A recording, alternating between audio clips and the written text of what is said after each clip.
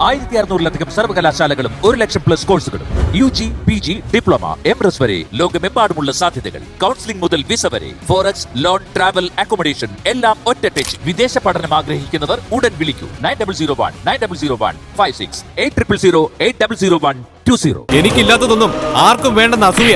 എന്ത് പറയണ നീ? എന്നെ നീ അന്തസ്സ് പഠിപ്പിക്കുന്നു? ആരുടെ ഒന്നും ആഗ്രഹിക്കുന്നവനല്ലടാ ബാലൻ. ആരുടെ ഒന്നും നശിക്കാനും ആഗ്രഹിക്കത്തില്ല. വീട് ബാലേട്ട. ആ മുടിഞ്ഞ പെണ്ണ് കാരണം ഈ വീട്ടിൽ ഇങ്ങനെ സംഭവിച്ചല്ലോ. നോക്കിക്കോ, ഈ കുടുംബത്തിൽ രണ്ടടുപ്പുണ്ടാക്കും അവള്. അപ്പച്ചി, ഇവൻ പറഞ്ഞത് കേട്ടില്ലേ? എനിക്ക് ഇവനോട് അസൂയയാണെന്ന് പറഞ്ഞു. അത് ബാലേട്ടന്റെ കയ്യിലിരിപ്പോണ്ടാ. നിർത്തിനടാ, എന്നെ കൊന്നിട്ട് വഴക്കിടടാ രണ്ടും. ആ ബുദ്ധിയില്ലാത്ത കൊച്ചല്ലേ പ്രശ്നം. കെട്ടിച്ചു വിട്ടേക്കവിടെ അവളെ ഏത് നരകത്തിലേക്കെങ്കിലും. ഞാനത് തീരുമാനിച്ചു. അതോടെ തീരുവല്ല ഇവിടുത്തെ പ്രശ്നം. അതുവഴി എന്റെ പൊന്നു മക്കളൊന്ന് ക്ഷമിക്കേ.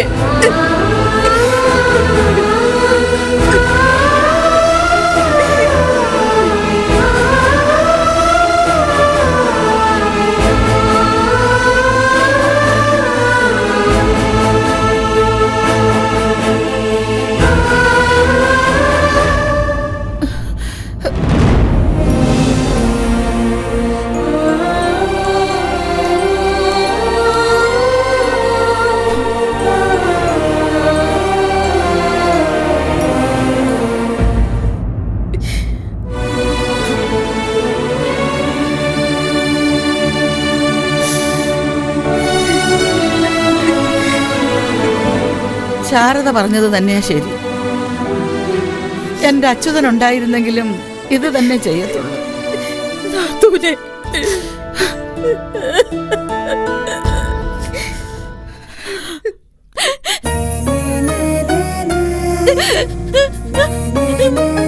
കുട്ടിമണിക്ക് ഇന്ന് തല്ലിട്ടിങ്ങനെ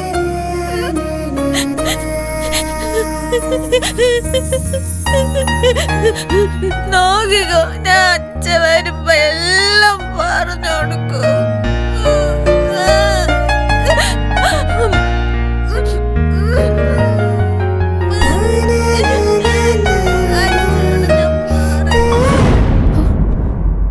ഞാൻ രവിയേട്ടനെ പറ്റി ഇങ്ങനെയൊന്നല്ല കരുതിയത്. എന്താ? എന്തു പറ്റി? രവിയേട്ടൻ എന്തിനാ കുട്ടിമണിയെ തല്ലിയത്? തല്ലാതെ പിന്നെ നിന്റെ ടാബ് അവളെ ടാബ് കുന്താം. 10,000-30,000 അല്ല രവിയേട്ട ബന്ധങ്ങളുടെ വില. ടാബ് ഒരെണ്ണം പോയാൽ 10 എണ്ണം വേറെ മേടിക്കാൻ കിട്ടും. പക്ഷെ വിട്ടുപോയാൽ തിരിച്ചു കിട്ടുന്നതല്ല ബന്ധങ്ങൾ. കുട്ടിമണിക്ക് എന്തറിയാം, പാവം. അവളെ രവിയേട്ടൻ തല്ലിയത് വലിയ തെറ്റാ. ഈ പ്രശ്നത്തിന്റെ പേരിൽ വലിയേട്ടനോടും അമ്മയോടും രവിയേട്ടൻ അതിരുകടന്ന് സംസാരിച്ചു. അത് അതിനേക്കാളും വലിയ തെറ്റാ.